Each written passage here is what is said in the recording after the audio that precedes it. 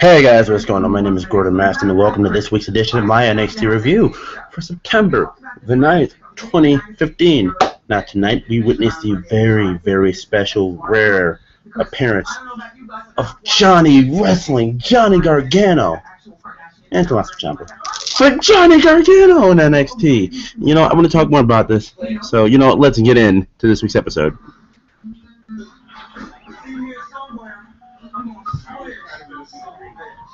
You know what? Today was the first time I've seen it actually coming on. Listen, I've seen pieces and parts of this, and every time I catch it, it be within the last hour or so of the movie. All the way through? Yeah.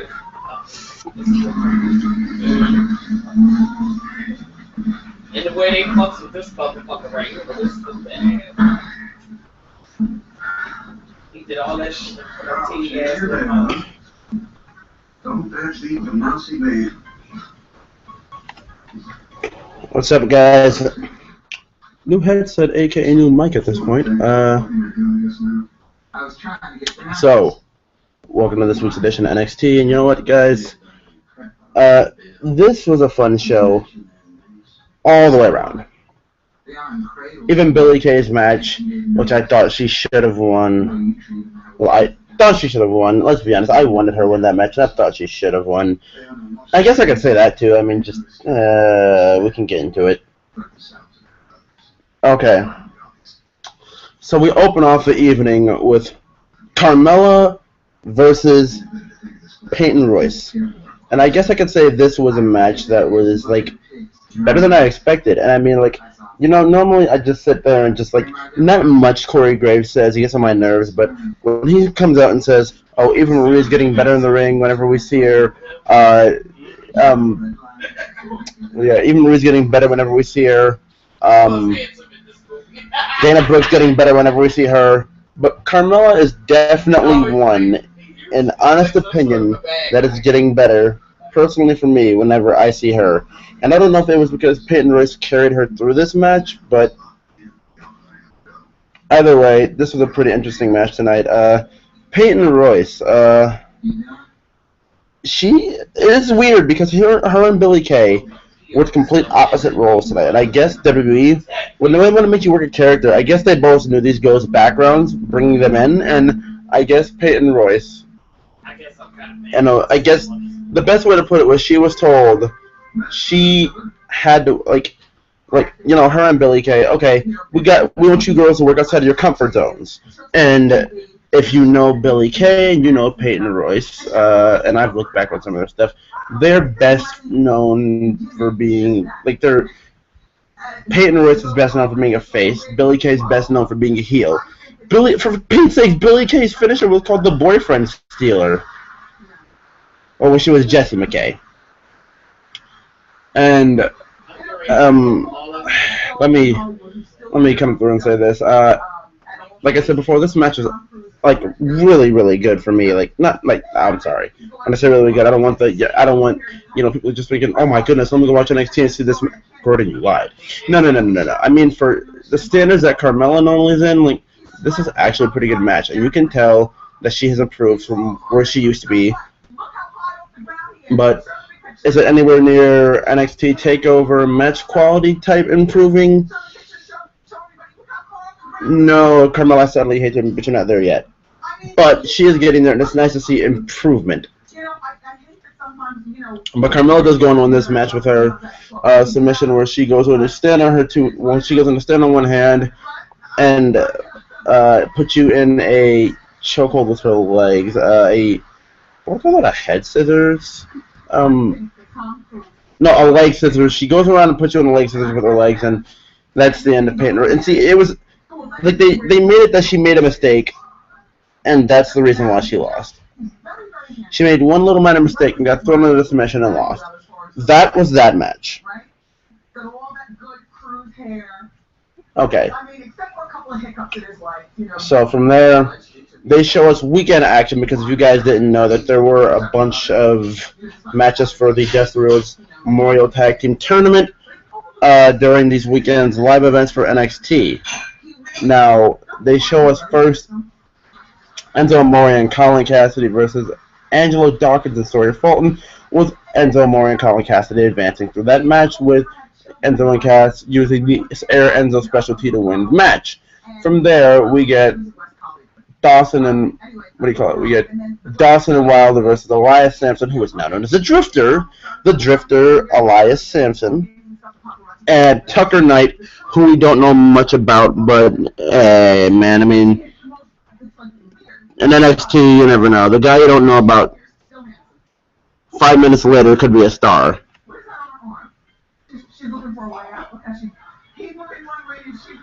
But hey, you never know.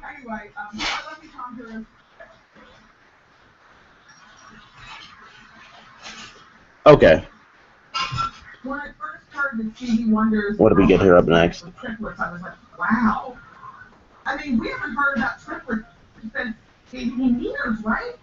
And of course, my notes go down. Okay, I'm getting him back. Interesting. He's 64 years old. That's his girlfriend. She's 40.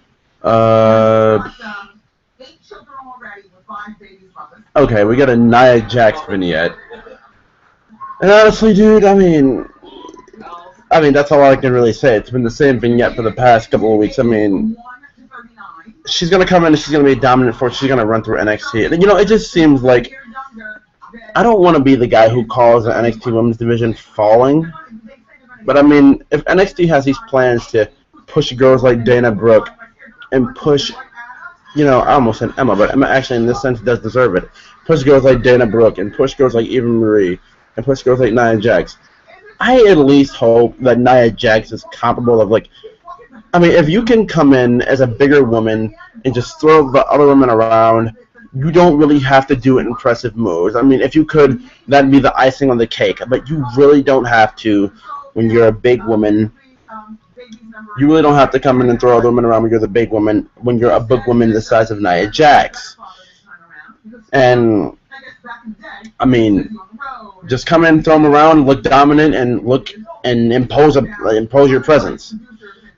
And impose your will upon whoever your opponent would be. I mean, that's all I guess I can really say now. This, for me, you know, other than the main event, seeing Finn Balor's entrance on a main roster-scaled stage, and I know we see the Demon entrance, but the regular entrance, and seeing fans really react to him and Joe, that was good. But other than that, this is my moment of the night. So we get Tyler Breeze and Bull Dempsey, and you know how they used to do the bullshit thing when Bull Dempsey came out. Bullfit, excuse my voice crack, Bullfit, once again it cracked, Bullfit is the new sensation worldwide. Global domination by Bull Dempsey and Bullfit. Now, let me say this much. Bull Dempsey and Bullfit, it's a pretty impressive thing that they're doing. It's a pretty impressive thing that Bull Dempsey's trying to do. Now, Bull Dempsey, with this whole Bullfit thing, he is, you know, he's really trying to get over. They made him a babyface, and I guess him and Tyler Breeze are going to go on a feud together, and it's going to lead to Bull Dempsey beating Tyler Breeze at some point, because that's going to probably be the ultimate payoff. I wouldn't go there, but NXT probably will, because they see something in Bull Dempsey. I just don't know what it is, but they see something. But the match, Johnny Wrestling, Johnny Gargano, and Tommaso Ciampa, who I'm not really all that high. Like, I used to be, and then just Ciampa fell off for me. I don't know what it was. Ciampa fell off for me. I mean, back in his Ring of Honor days, is the Sicilian psychopath, and moving forward through that, just to the end of his Ring of Honor run, Ciampa just fell off for me. But anyway, we get Dempsey and Breeze versus Ciampa and Gargano, and this was an absolutely awesome match. Now, did you guys read the dirt sheet where it said that Tommaso Ciampa was complaining that Tyler Breeze was too stiff during the match? I think watching the beginning of that match, he had a reason to be. If anybody's seen the slap Ciampa laid on Breeze's face, and basically, I'm not going to say it destroyed the integrity of Tyler Breeze's gimmick, like I'm gorgeous and all that crap, you know, look at my face, but I'm not going to go there. I'm just going to say, like, that smack was extremely stiff, and I know, like, yeah, you're a man, you got to take a smack, but who in the world seen that coming? I mean, if Tyler Breeze was mad and got a little stiff, I mean, I wouldn't blame him. I'd probably do the same thing. But like, you got to keep it professional. It's a work-based environment, and you got to keep the match under control. So I mean, it is what it is. So I mean, these guys have to learn to grow up about it and get over it. But anyways, the match. Gargano looks so great. There's maybe like, what do you call it? From the kicks to the, I think they had a double dive in this one. No, I think the Gargano dive. No. But all around, this match was extremely solid. With Gargano, like, what do you call it? Especially when Corey Graves, like, he tried to put over Bull Dempsey as this monster, even though we know what Bull Dempsey is at this point. And he's like, I don't think Gargano can take down, and then just, I think it was a Enziguri that he took him out with, and he brought Bull down. What do you call it? The hot tags that they had at the end of this match to Gargano and taking out Bull Dempsey. Those were just awesome. This match eventually came down. This match just came down to the fact that Breeze is barely in it, and Gargano and Ciampa were basically dominating Dempsey. The story of the match the entire time was William Regal basically wanted to, I'm not going to say screw Tyler Breeze over, but put one over Tyler Breeze for, disrupting him, and he was probably going to be in a tag team tournament anyway, the Dusty Rhodes tournament anyway, just probably not with Bull Dempsey. So, I mean, this is William Regal getting one over and Tyler Breeze, and Bull Dempsey just not doing good anyway. I mean, like, this is basically mostly Bull's match. Like, it just seemed like Bull was just dominated most of the match, all the way it was just dominating Bull. Like, I don't really remember Tyler Breeze being in that much. Like, I remember him being in for the start, and through the middle he had a tag in, and then Dempsey came in, and then from there it was just all Bull Dempsey. And actually, yeah, Bull Dempsey did lead to the hot tag, and then when he went up the ropes, he knocked Tyler Breeze up the apron, and then that's where it led to him noticing that, and Tyler Breeze, getting knocked off the apron, and from there it was it was just a complete cluster. Just Bull Dempsey and Tyler Breeze should never team together again in the history of their existence ever.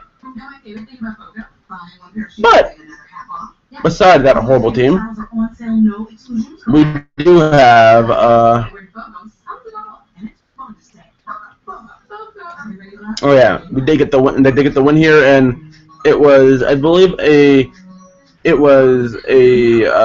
sunset flip from Gargano, I believe, and then Ciampa came over and grabbed Dempsey's legs and flipped over. It was like that American Wolves thing where they do the German suplex into the bridge, and then the other member comes over, flips over, and grabs the other guy's legs and makes sure they're completely pinned down for the 3 count.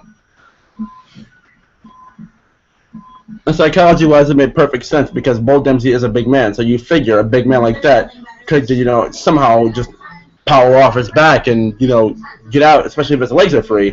And grabbing the legs was just perfect. The perfect way to end it for those two. And they advance in the tournament. So Tommaso Ciampa and Johnny Gargano get to move on and compete on NXT from here on out until the end of the tournament. And I heard some rumblings that Gargano is in the process of getting signed and getting a physical, but Ciampa's not, because he complained, like I said before, that Breeze was too stiff, and that didn't go over well with the NXT brass.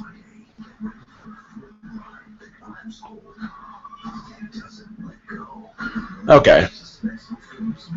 So, up next,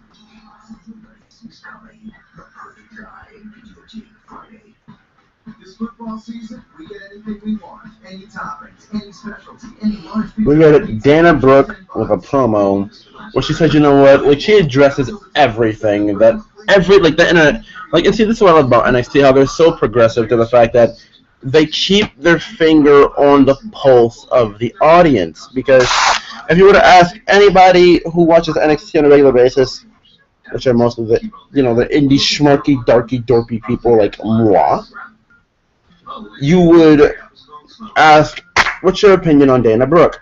And then I'd say she makes me want to violently vomit. Dana Brooke makes me want to violently vomit.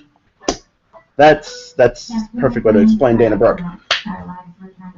And it's just her, and to be completely serious here, her in-ring work is nowhere, she just isn't even competent in the ring. She's green as ever, and her voice just nags me when she tends to keep talking like this. Like, that really tends to not just annoy me, but annoy everyone who has to hear her nails on chalkboard screeching voice. But enough of the roast of Dana Brooke. She continues. She has the muscles of a man. Gordon, stop talking. Just review the show. She goes on to talk about how we as in, I guess I could say the internet wrestling community, just don't like her in general, and think that she uses her looks in her body the way she, the way she looks, because she's all big, muscular in tone, Beth Phoenix types of tone, and using that to get to the very top, and it's just, yeah. So she says she feels disgusted that people even think that, and she turned down the Arnold Classic Spain to stay in NXT and perform. Why did you turn them down? We don't. Never mind. I've said enough bad about Dana Brooke. Time for me to get to what she said.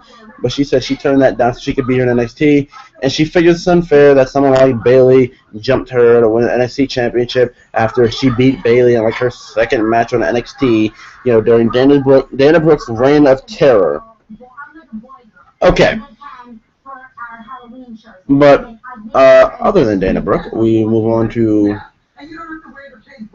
her match with Billie Kay. And Dana Brooke, basically, she said so much, but dude, like, honestly, my rising star coming out of this match is Billie Kay. I forgot to mention that she had new entrance music tonight. She had entrance music in general, comparing where she normally doesn't. So did Peyton Royce. They both had entrance music tonight, and they seem like the same type of thing. Like, not the same exact thing, but like something like they were around the realms of they were pretty similar in comparison. But disregarding that, we move on to what was it? Not Peyton Royce. It was Peyton Royce. We move on from Peyton Royce to Billie Kay in her match, and dude, Billie Kay, her kicks are absolutely next level. Like, she swung around and just kicked Dana through the middle rope and swung her through the middle rope and kicked her. I popped so hard for that. Just the little things that can be done by a performer can really make you pop. Just like Dana Brooke standing on her hands and choking a girl with her feet is not gonna make me pop. It may make some 40-year-old dude with a foot fetish pop, but not me.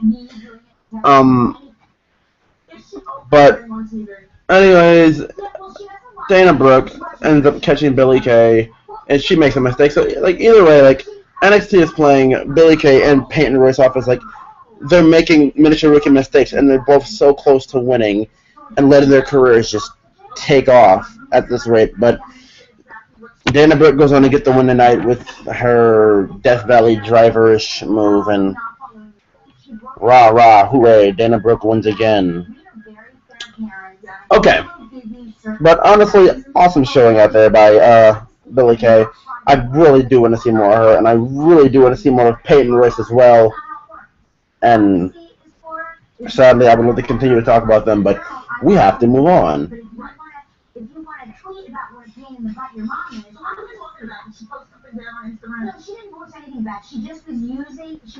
Okay. So next we get Bayley. Well, we find out that Bayley's returning to NXT next week. For anybody who is one for a heartfelt story, everybody knows Bayley's little super fan Izzy, who sits and comes to all the NXT tapings, and Bayley always comes up and hugs her while she's sitting in one of the couple of corners, and the corner seat in Full Sail down the ramp, very front row. Everybody knows little Izzy, right? Yeah, well, Izzy, how they show something on Twitter. It's a little Twitter video of Izzy, her literal live reaction of when Bayley won the NXT Women's Championship. So they invited Izzy to the Performance Center, and from the Performance Center, she got to welcome Bayley home, and they cheers. They too sweet with titles, bro, and she basically got to give her a hug and meet her and get a trip around the Performance Center. I mean, it's an awesome, heartfelt story. I may not be a fan of, one of Bayley's biggest fans at all, but, I'm at times. I'm just a sucker for a heartfelt story, and that was absolutely awesome. Now, we all know Dana Brooke has won the NXT Women's Championship. Like I said, that 40-year-old creep who has a foot fetish would be chasing her around. Dana, please, come see me. I mean, can they give you the treatment that they gave? Can they give me the treatment that they gave Izzy? 1, you're a 40-year-old man. 2, you're a creep. And 3, Dana Brooke's awful. So they're not going to do any of that for you and or her. Okay. Moving on from the travesty that is Dana Brooke.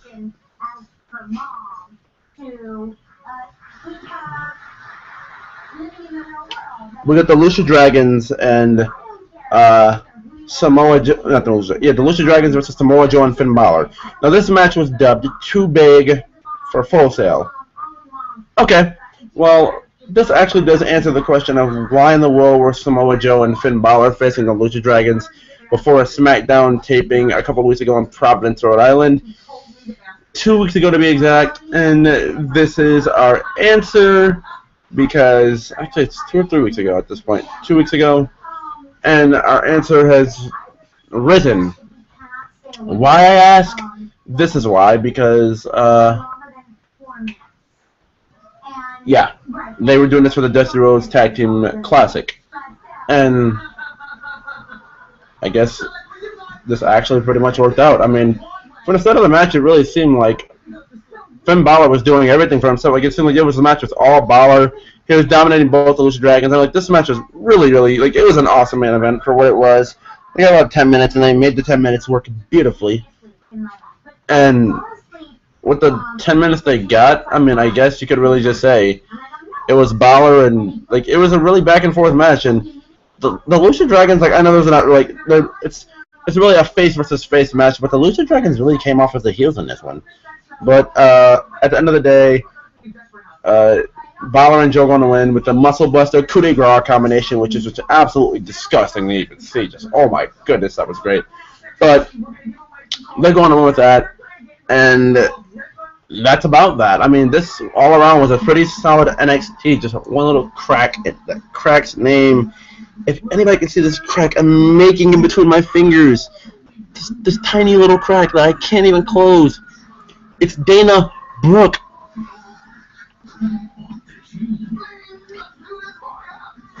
But besides Dana Brooke, I really did enjoy NXT tonight. Oh, and Line of the Night from Corey Graves, brought to you by yours truly.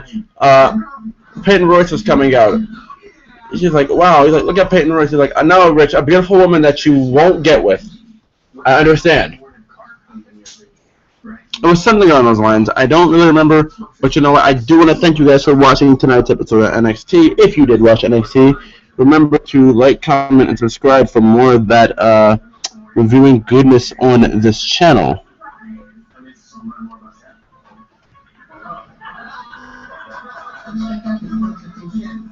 Yeah, for more of that reviewing goodness on this channel. Thank you very much for watching. Oh, yeah, and what I forgot to mention, too, let me mention this, too. When this show was in Providence, they did not have the regular NXT commentators on commentary. It was Tom Phillips and Jimmy Uso, and I honestly can say this is the best job Jimmy Uso has done on commentary in a while compared to what he's done.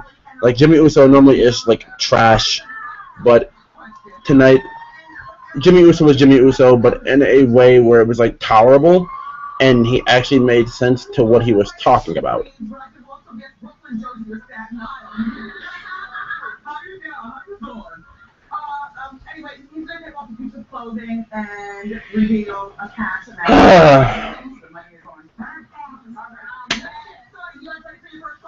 I mean, this is an awesome episode. Don't get me wrong. It's just, I'm a little stressed. Like,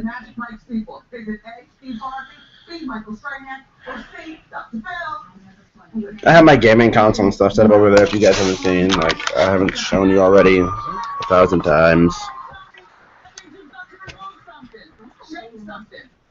All that. I'm trying to upload some Madden content, and it's just taking absolutely forever.